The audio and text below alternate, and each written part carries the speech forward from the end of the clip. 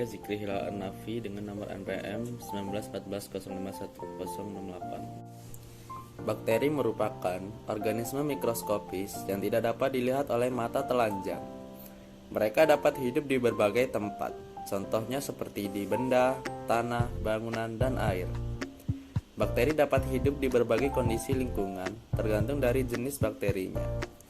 Ada yang bisa hidup di tekanan yang tinggi, ada yang bisa hidup di konsentrasi yang tinggi, dan ada pula yang dapat hidup pada pH dan suhu yang tinggi.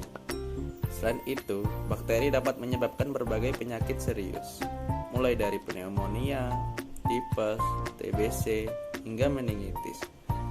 Tapi, bakteri sebenarnya tak melulu merugikan. Ada juga jenis-jenis bakteri yang baik untuk kesehatan. Bakteri yang merugikan dapat disebut juga sebagai bakteri patogen.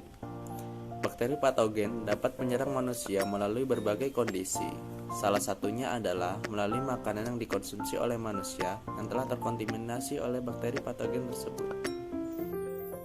Baiklah, saya akan menjelaskan tentang karakteristik bakteri Vibrio. Bakteri Vibrio merupakan bakteri akuatik yang biasanya ditemukan di sungai, di muara sungai, kolam, maupun laut. Bakteri Vibrio bersifat aerob dan anaerob fakultatif.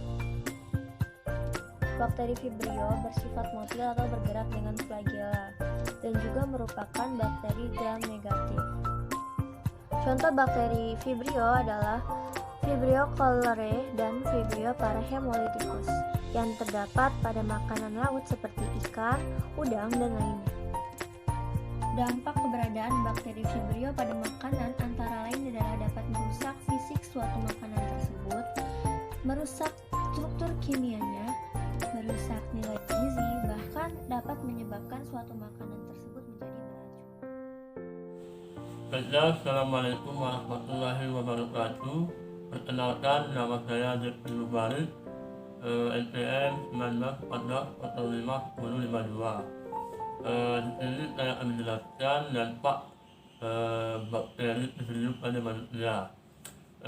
Di sini ini ada yang dinamakan bakteri Vibrio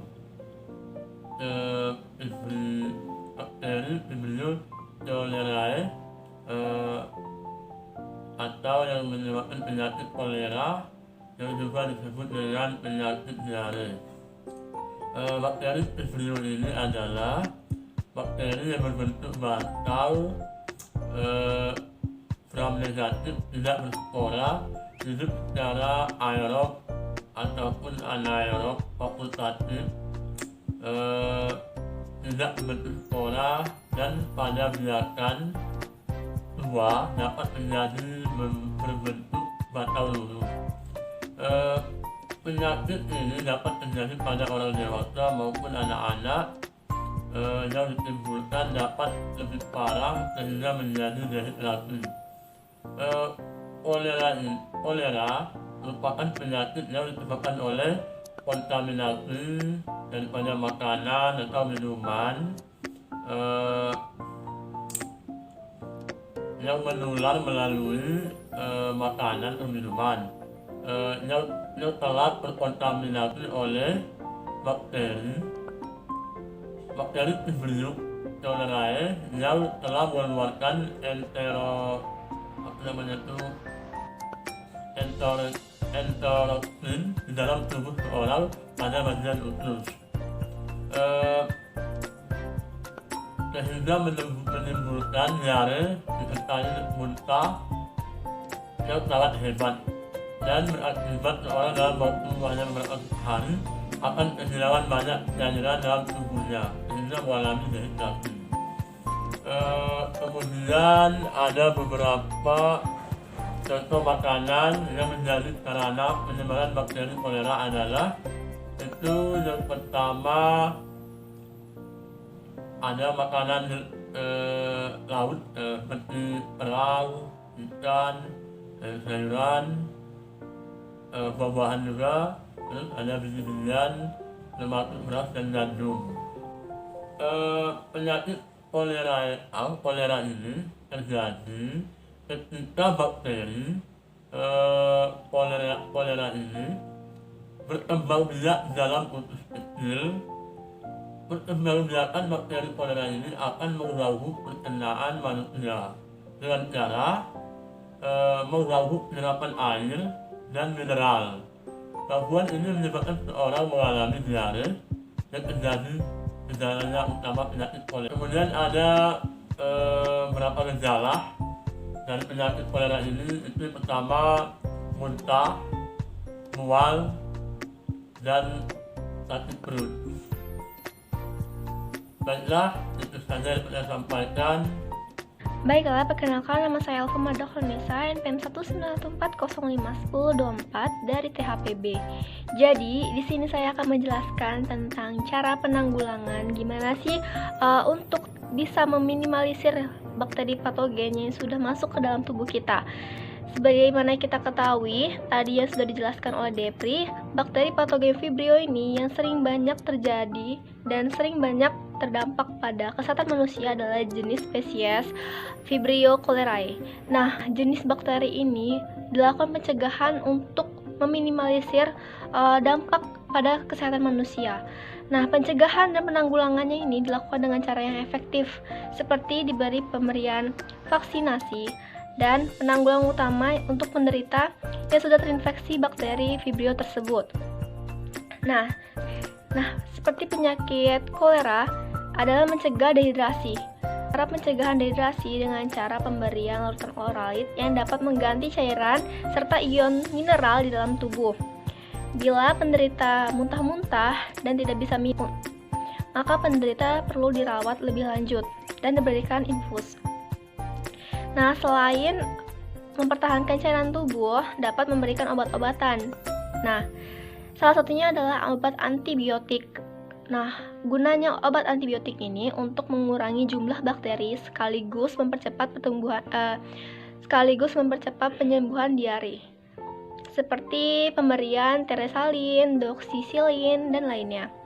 Yang kedua ada suplemen zinc. Suplemen zinc ini adalah suplemen yang mengandung zat besi yang juga sering diberikan untuk mempercepat penyembuhan diare pada anak.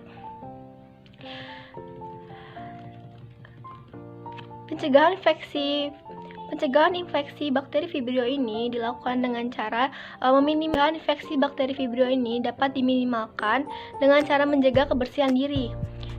Caranya adalah yang pertama tidak membeli makanan dan minuman yang tidak dijamin kesehatannya. Seperti yang kalian tahu kan di pinggir-pinggir jalan tuh kan banyak makan makanan yang kita nggak tahu itu kebersihannya itu terjamin atau enggak.